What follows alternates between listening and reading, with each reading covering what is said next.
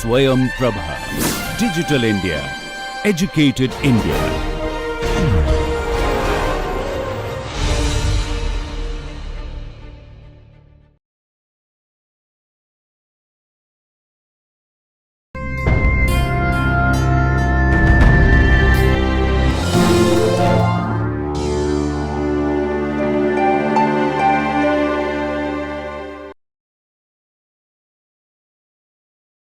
Good morning everyone. I'm happy to welcome you to yet another session of this NPTEL course titled Indian Fiction in English. In today's session also we are continuing to look at various ways of reading this spectacular work written by Salman Rushdie, Midnight's Children. You by now know how significant this work is in the oeuvre of Indian writing in English, how this has been seen as a watershed event. This has also received multiple accolades at the national and international level, even elevating this to the status of a booker of all bookers. So in this context, if one would try to read Midnight's Children, if I could describe this process, the experience of reading Midnight's Children in a single word, it is essentially difficult. This is a fairly huge novel. It's a humongous task to finish this novel. You all would agree with me by now. And it was a non-linear kind of narration. And it is said that officially Rushdie inaugurated both the post-colonial as well as the postmodern moment in Indian writing in English. So all of these things put together and the multiple intertextual references and the personal references, the historical references, all of these make the reading of Midnight's Children a rather difficult experience. But of course there is a certain kind of a pleasure hidden within this experience. You would begin to realize as you begin to read the novel, there is no other way to get through this other than engaging with the novel in a first-hand way. You would also come across multiple kinds of aids and summaries which are widely available these days, but I would strongly encourage you to refrain from reading just the summaries and come and approach this novel directly. So what I'm trying to do in this lecture is to make this process a little more palatable to you, make the process of reading, make this process of enjoying and understanding this text slightly easier and better for you. Before we again begin talking about reading and approaching Midnight's Children as an academic text, it is important for us to know the various ways in which this work has been critiqued as well as appreciated. While it remains a best known thing that Rushdie is acknowledged as the inaugurator of a particular kind of writing and a particular kind of experience in Indian writing in English, he has also faced a lot of criticism for the Orientalist depiction of India. Richard Cronin talks about Rushdie as an outsider who thinks in English, and this he thinks is a problem, a major fallacy when one is talking about primarily the experiences within India and Rushdie's inability to access and articulate these experiences in any of the vernacular languages. Cronin thinks is a major limitation. Harish Trivedi, one of the Indian critics, post-colonial critics, he is extremely resentful of how Western critics and academics treat Rushdie as if he invented India or gave the continent a voice. We have also noticed how various critics and various other writers have acknowledged and given this elevated status to Rushdie, even to the extent of arguing and even to the extent of pointing out that Rushdie was the one who enabled all of us post-colonials to tell our own stories. At the same time, there are also certain positive ways in which Rushdie has been talked about in the international academic critical scene. Timothy Brennan, he indicates that Rushdie's popularity is mostly on account of his critique of nationalist ideology. And this is something precisely that one needs at this critical juncture when the nation is moving away from many of its secularist Nehruvian ideals and approaching a newer kind of nationalism, which obviously needs to be critiqued at some point or the other. So Rushdie, it's possible to say that he inaugurated this kind of fiction, which is critically looking at the nationalist ideology which was in circulation, and this also needs to be seen in stark contrast with the other major writers of the nation, say Raja Rao or R.K. Narayan or Mulkraj Anand, who wrote about the nation in rather different ways. And this different kind of articulation is extremely visible. It becomes more pertinent when we look at Rushdie in two different ways. One as a cosmopolitan author and as a nationalist narrator. We find Midnight's Children inhabiting a space which brings together both these elements in various ways. We find Rushdie being a cosmopolitan author, assuming the status of a nationalist narrator to tell the story of a nation into which he was born, but about which he perhaps knows very little, because after a certain point he spends most of his adult life in nations abroad, which is what provokes one of the commentators of Rushdie, Neilton Cottonar, to say that the author has been able to include more than he knows that he knows. Rushdie himself also is aware of this dichotomy and this ambivalence in this process of narration, and there are also multiple instances where Rushdie distances himself from the nationalist narrator, the protagonist named Salim Sinai, and attributes some of the errors and some of the feelings and some flaws in chronology to the memory of the narrator, Salim Sinai. And this distancing between the author and the narrator, between the cosmopolitan figure and the nationalist figure, it gives a very interesting flavor and multiple subtle nuances to the reading experience. While you're reading this, it's hard to miss this, because you come across a narrator who is entirely Indian, but you also know that this narrator is being produced, this narrator is being constructed by an author who has got a cosmopolitan experience and exposure as well.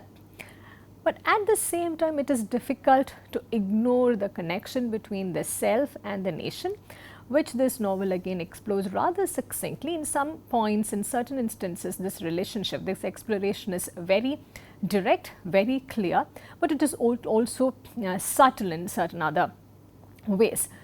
Right at the outset, when the protagonist is introduced to us, the protagonist could be an extension of the author figure or the narrator, and in that sense, the self could be that of Rushdie or of Salim Sinai.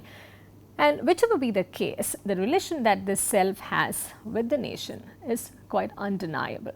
And we find that physically also, the protagonist Salim Sinai shares much with the nation. He grows with the nation, he disintegrates with the nation, and anything that happens at the national level seems to have a bearing on his personal stories as well. So throughout this novel, we will find this interplay of personal and national histories, the public and private strands coming together. In certain points, it's even difficult to dislocate one from the other. It is so intertwined that the personal histories become a reflection of the national histories, and the public articulations become an extension of the private selves. We find in this form the historical and individual forces coming together at work. And here it's again important to notice how history slides not just into fiction but also into personal narratives.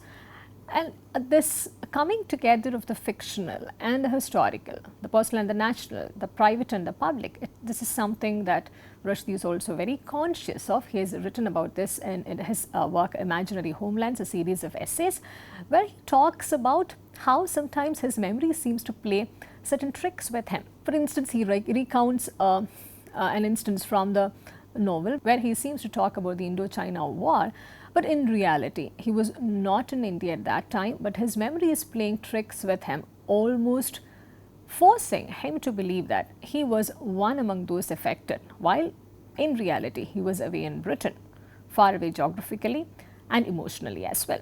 So there are these layers of connections between the self and the nation that this novel explores. And whenever we are reading about Salim Sinai, it is important for us to know that it is also about the nation.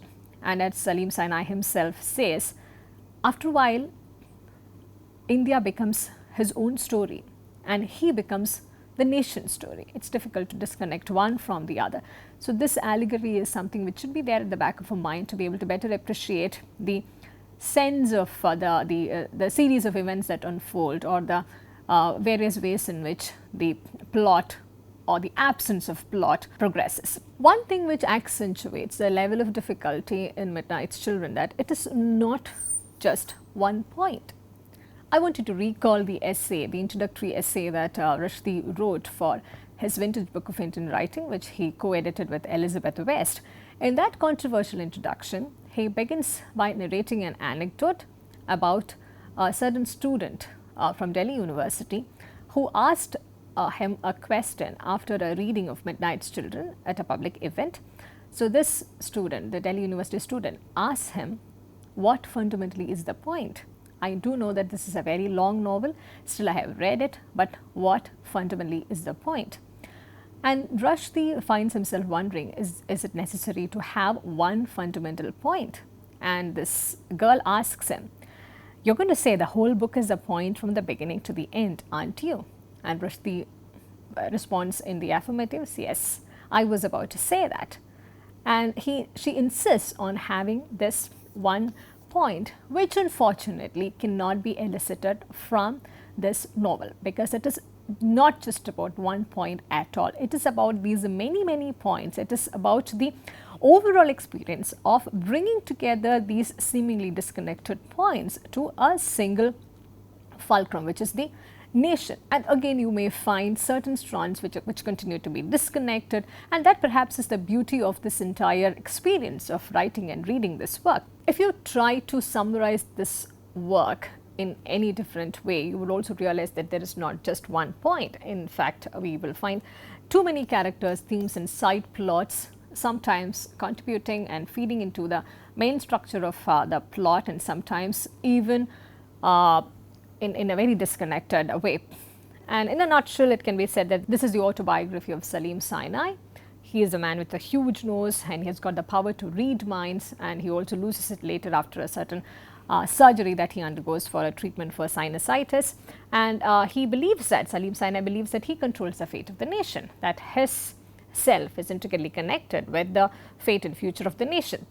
And if you are trying to look at some of the important events, we find that his family dies during the Indo-Pak War. He loses his memory, which also returns to him during the second Indo-Pak War. And then we find him living in the slums with the magicians.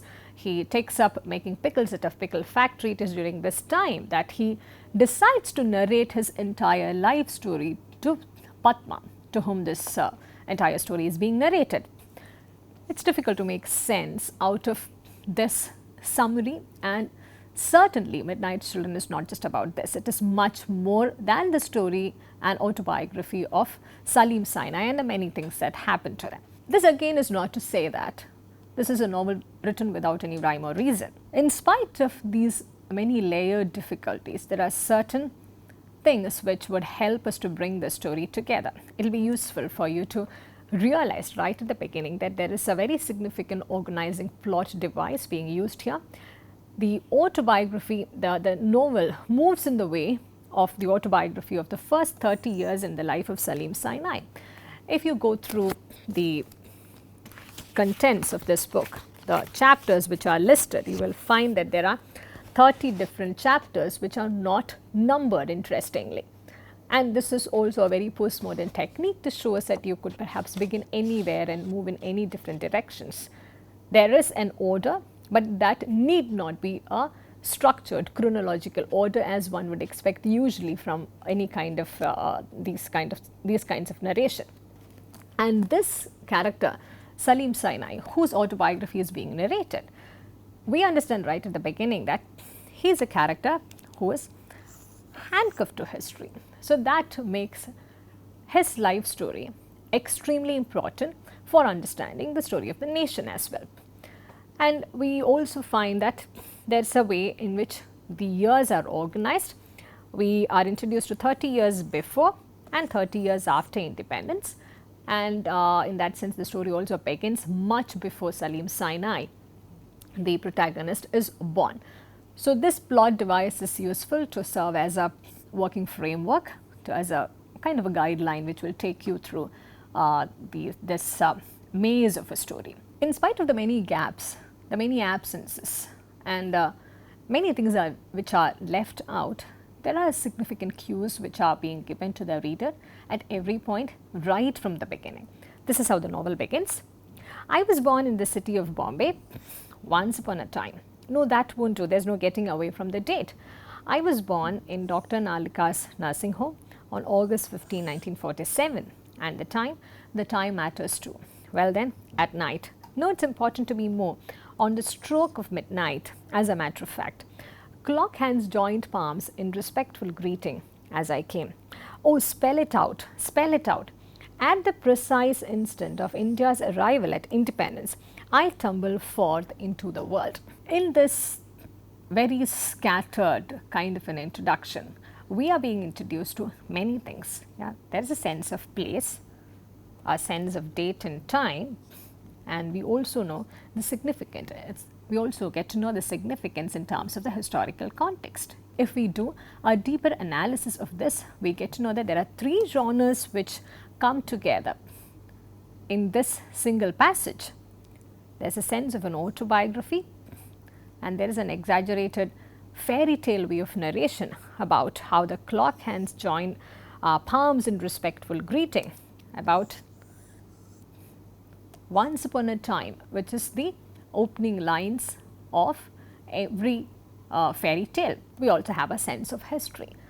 So, at the outset itself, significant cues are being given to the reader to let us know that you are about to enjoy something which is conventionally known as a novel, but it is an autobiography, a fairy tale, and history all rolled into one.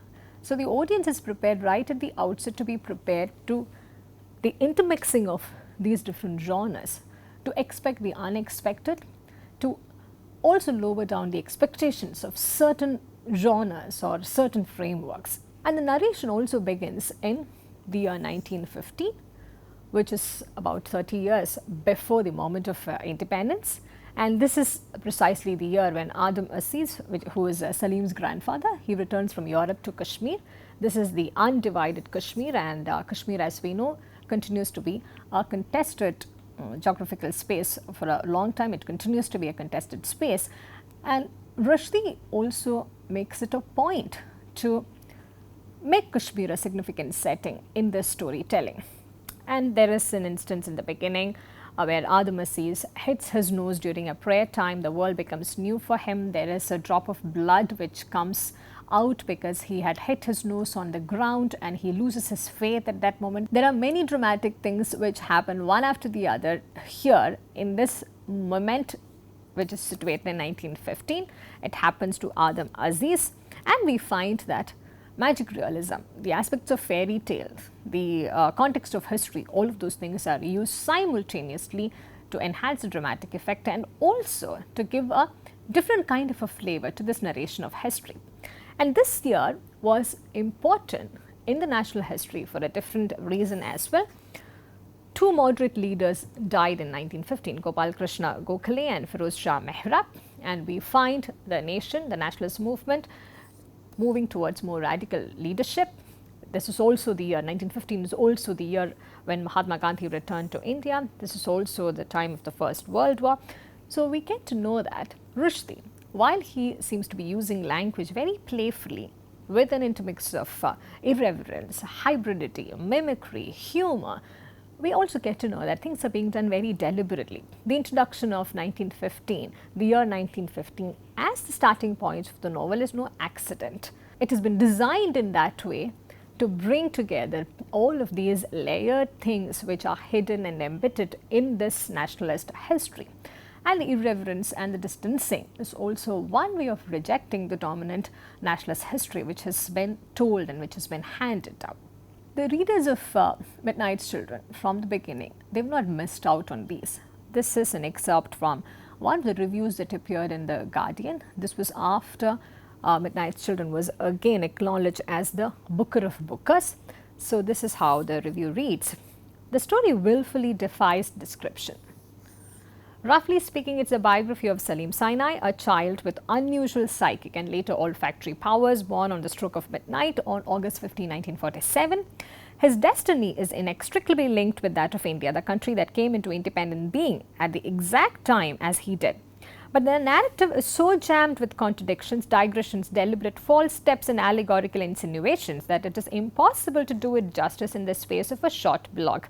Suffice to say that it's a heady ride through the first 31 years of Indian nationhood, taking in religious divisions, linguistic battles, Indira Gandhi's repression, the tragedies of partition, the painful birth of Bangladesh, the colourful career of the unique yet everyman narrator, as well as verrucas, jungles, chutneys, spices, snot, susus, 15-inch turds, eccentric aunts, indulgent uncles, slums, palaces, snake charmers, werewolves, soldiers, cripples, and more than 100 other variously mad, bad, dangerous, and delightful characters. This is a very fitting description to this wonderfully crafted novel. We find that there are very, very serious things like the story of the nation. There are serious issues being engaged with, like religion, the linguistic battle, the tragedies of partition. We also deal with, in this novel, with very, very trivial things like chutneys, snot. We deal with gossip. We deal with things which are part of a family struggle. We deal with trivial details about individuals. This is a heady mixture of, as we pointed out in the beginning, it's a heady mixture of history, of autobiography, and of magical realism.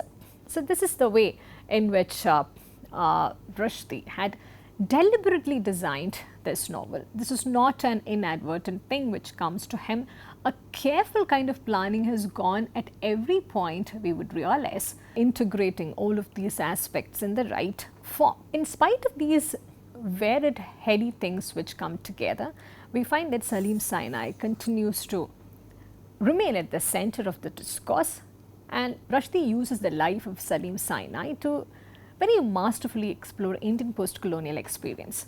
So in this lecture, our focus is also on trying to understand how this narrative space is being used very cleverly, very masterfully to talk about the post-colonial experience, to depict it, to critique it, to reject it, and also to look at it in a very irreverent and playful manner. If you look at Salim Sinai, there's a way in which the story of his childhood shares an intricate connection with the nation.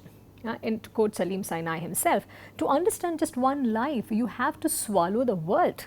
And that is an incredible statement to make. Rustam Bharucha, one of the critics and writers, he talks about how Rushdie swallowed many post-colonial citizens' worlds for us to be able to see this new world which was being opened up. We find a way in which personal farce and political realism come together in this single life of Salim Sinai. And one way in which he enables this to happen, the personal farce and the political realism to come together, is by focusing on the physical form of the narrator. The narrator, Salim Sinai, is presented as a very grotesque figure. He's got bulbous temples, he's got a bald spot, an enormous nose which is very hard to miss, and a bit of his finger is missing. And this, in fact, can also be seen as a way in which the refracted and distorted approach to narrative gets justified. So there is this fragmented history of the nation, there is a refracted and distorted approach to narrative, and to complement this, we find a grotesque depiction of the physical form of the narrator as well. And through this, what Rushdie perhaps attempts to achieve is a reinvention of everything which he sees around him, a reinvention of all the ordinary things through the element of fiction and fantasy. And this includes the Orientalist conception of India being a myth or a dream. While there have been critiques about how Rushdie also plays along to these Orientalist tendencies by looking at India as an exotic, as a dream, as a myth, we find that the very conception of India as an Orientalist myth is being reinvented, is being played with in Rushdie's narratives. And he is doing this in order to showcase, in order to show to the readers that it is impossible to create a definitive version of the past, that all that we have with us is a figment of fantasy, some construction of fiction, and some sense of reinvented past. And here we find Salim Sinai being made to say that Although I have racked my brains, my memory refuses stubbornly to alter the sequence of events. Thus, there is no way in which one could get to know the exact sequence of events, the exact chronology in which certain things happened in the past, because that's an impossible task. It's for the same reason that this novel also rejects any kind of linear structure. There is a beginning, middle and the end in this book, the way it has been organized and bound. But in terms of the story, it's difficult to find a linear structure through which the beginning, middle and the end is being showcased, because right at the beginning, we begin in the middle of the narration. And then we also know that there are certain events in the past which needs to be accessed to make sense of the present. It's the same thing which he is extending to make sense of the story of, the story of this nation, that is India. To understand contemporary India, you need to go back to that moment even before India was born. The unified India, which also had Pakistan and Bangladesh and some colonial past. Only if you begin there, Rushdie is trying to tell us that you can make sense of contemporary India, which apparently looks independent and free from all those other extra elements which were part of it before this moment of independence. And rightfully, he takes us through the aftermath of colonialism. The year 1947 is being referred to as a soldier's knife, which cut a subcontinent into three: India, Pakistan and then later Bangladesh.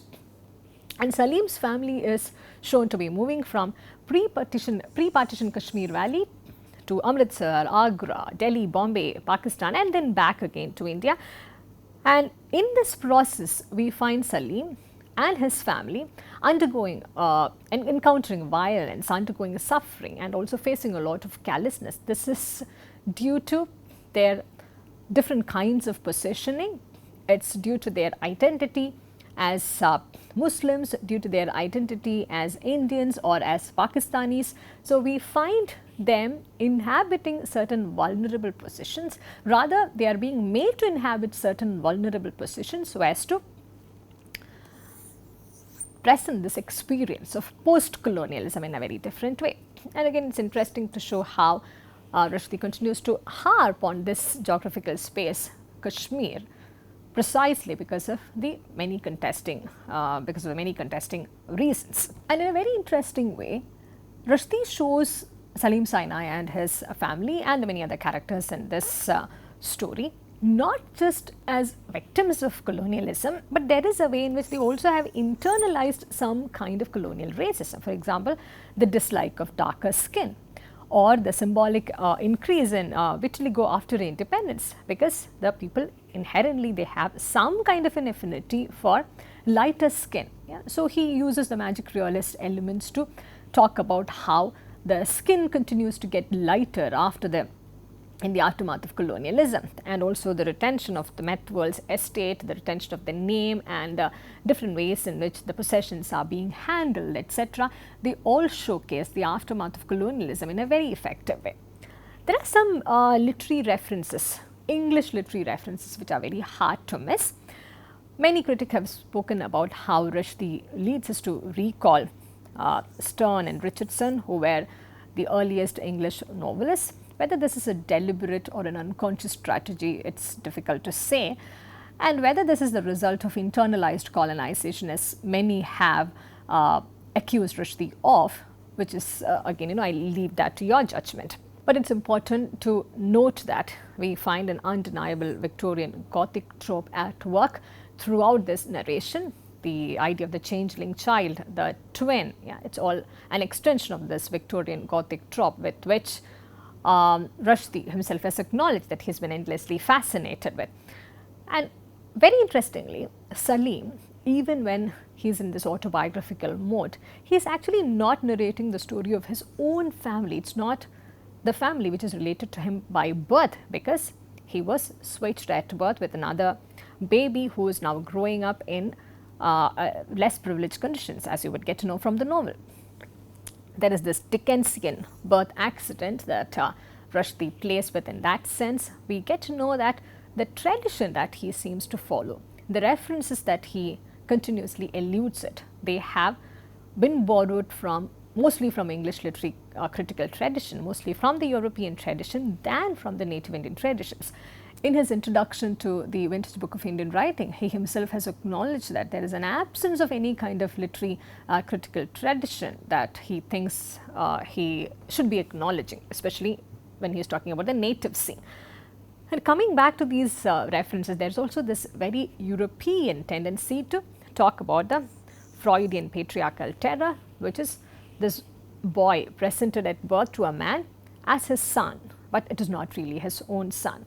So this interplay of the Dickensian birth accident, the Victorian Gothic trope, and the use of the narrative elements influenced by Sterne and Richardson, we find all of these coming together to enrich the post-colonial experience, not essentially always in a very reverential, systematic way, but also in a mocking way, so as to talk about a very skewed kind of a post-colonial experience.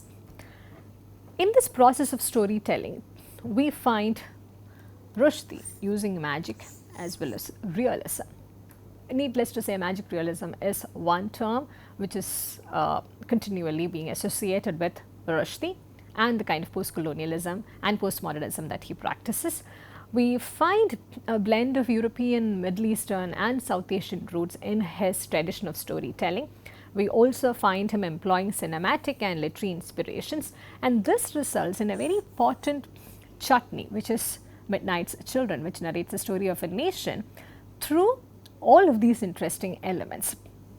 By focusing on multiple storytelling traditions, Rushdie is in some way trying to tell us that it is impossible to locate a single tradition or to follow one linear structure while you are trying to narrate this story of this exciting nation, which is why he is using these many techniques of magic and of realism, and he is employing them together in a very interesting way. For instance, he has this idea within this novel where all Indian children born at the stroke of midnight, they are all imbued with magical gifts. Our protagonist Salim Sinai, he has the power to read minds, and there are a lot of children who can enter a mirage and emerge through a mirror in a different place. Children with the power of healing, with the power of prophecy, of traveling across time.